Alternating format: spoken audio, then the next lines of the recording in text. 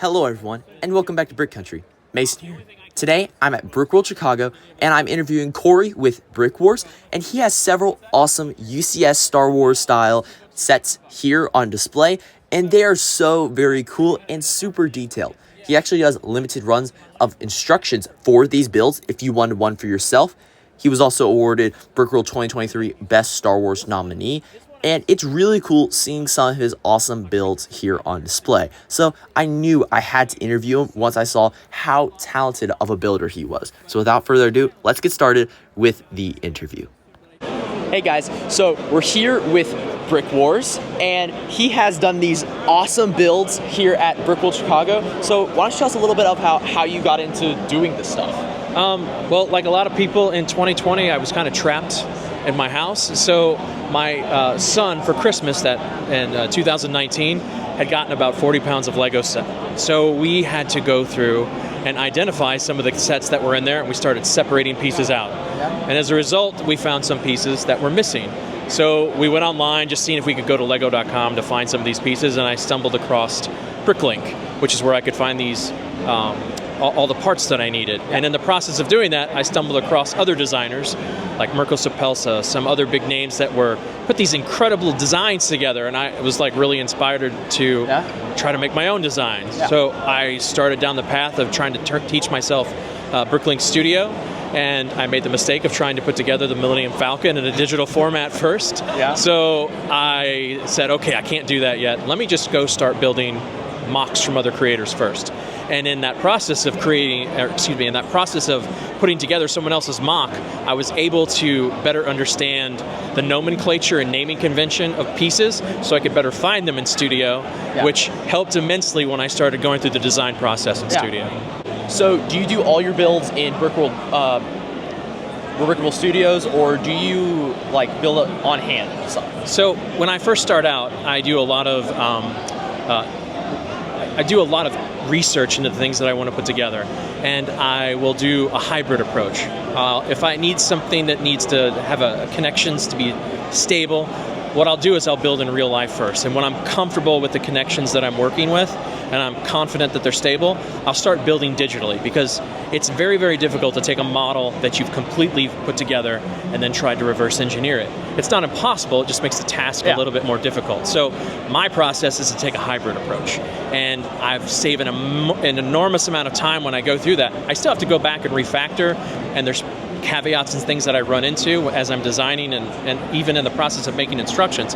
But for the most part, I'm able to filter out any mistakes early on by taking a hybrid approach. Gotcha. So we can see some of your really awesome builds here. What made you choose these builds? What inspired you to do these? So one of the great things about mock designs is that there's some incredible mock designers out there already. And when you look at a model, I do an enormous amount of research. Number one, I want to see who has already designed it, if it is something that anyone's already tackled. And I remember when the Book of Boba Fett came out, there was a side profile shot of this speeder bike, the Catan Strider speeder bike. And I remember thinking to myself, oh, that's a really cool shot. I've never seen as much detail on the side engine of a speeder bike. Think about the Scout Trooper from Return of the Jedi. When have you ever seen a side profile shot of it where you could really mock something up that looks incredible? So as a result, I decided, I was still in the process of designing some other stuff, and I was going to come back to this one. And to my surprise, when I started looking for my next mock, no one had started working on the speeder bike. So I decided that I was going to tackle that project, and the thing that I needed to figure out is what scale I was going to build it in. To get the detail and things that I wanted to put in it, you can't really build it at a minifigure scale. It's just not possible at that scale. So I decided, hey, well, let's scale this up. And early on in my design process, I had this idea that I was going to be able to put like a buildable figure riding it. And ultimately, I didn't do that, because what I found that I was doing is I was sacrificing so many details in the bike that it was taking away from the model. It just looked distracted. And the moment I eliminated that, the idea for the stand came into play. The idea for the base came into play, and it just opened up a lot of new possibilities to the designs that I wanted to incorporate into it. Gotcha. So I see you have a custom sticker here. How do you do the sticker work for your builds? So one of the things that I work on at builds is like, I've never really been a fan of stickers. because they're difficult to put on. If you make a mistake, it's kind of like M&M. You've only got one shot, right? Yeah. So in my mind, the best way to do that is to create details without using stickers. Gotcha. So I do a lot of texturing, a lot of weathering. One of the things that I did on this is I wanted the ground and the desert of excuse me, the desert to match the bike, because the conditions of the environment are going to affect what the bike looks like. Gotcha. So that's why I have a lot of the colors and textures that you see on the bike, also in the base itself. Yeah. Now, as far as stickers go, I've always determined that the best way to not use stickers is to have lots of texturing. I feel like if I can accomplish things using texturing, that minimizes the amount of stickers that I have to use. Gotcha. So in this particular one, there's not really any stickers. I do have printed pieces that Lego has produced. The one on the side of the bike is from a Tron set. Yeah. So I didn't have to use any stickers for that. That's nice. Now, I do have UCS stickers that I include with my build, but I have an optional plaque. Gotcha. So this plaque in particular is a printed plaque. Oh, really? And I use a company in Canada called Million Prints to do all of my custom printing for me. Yeah. And he also does all the tile work. So the tile number that I include, I have a sequence tile that comes with every book that I sell. Yeah. So he does all the printing of the tile work for me. So the sequence in those. Yeah. And in addition to that, I work with him for people who don't want a plaque. They're fine with putting UCS stickers together. Yeah. I design my own stickers, and then I work with him on printing as authentic Lego stickers as I can. Gotcha. That's really cool. So with this build in particular, was there any design challenges that were just really hard to capture in this particular build? I think the hardest thing in this build was trying to determine the stability of the bike. Yeah. Because originally I did not want to stand in the front of it. I wanted it to be freestanding. I wanted just the back of it, and I was using the display case to try to hide the stand to a degree. Gotcha. However, it became so top-heavy in the front, even when I used weighted bricks, it was still sagging down on the front. Gotcha. So I just decided, hey, it's easier. Why not incorporate a stand? You see Lego using stands with many of their builds. Just embrace it. Don't try to hide it, because it ends up sticking out like a sore thumb if you do try to hide it, right?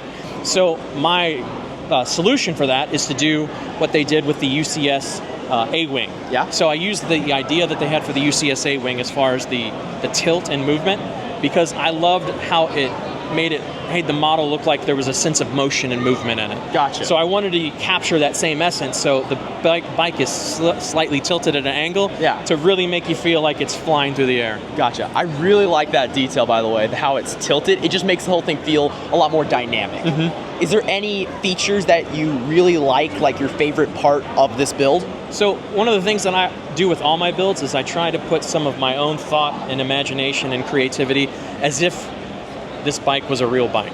Gotcha. So in my mind, when I was putting this together, I was wondering, well, if a mechanic needed to work on this bike, how exactly would they do that? Yeah. What would be something that they would need to do in order to get access to the engines? Yeah. So one of the things that I did for that is included a lift engine. Now, there's nothing in any wiki that describes the motor or how it works. It was just my own thought for thinking, hey, at some point, this is a mechanical device. It's going to have to be worked on at some point. How does someone get underneath the hood?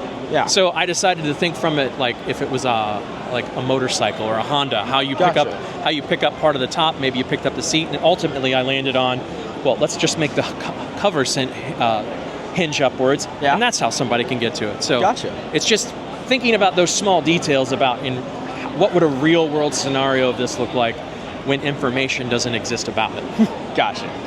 Well, I really like this build. I've already picked up my copy of your instructions and can't wait to build this and have it in my own collection. So can you tell people where they can find more of your builds and your designs? Yeah, absolutely. My stuff can be found on brickwars.net. That's my own website.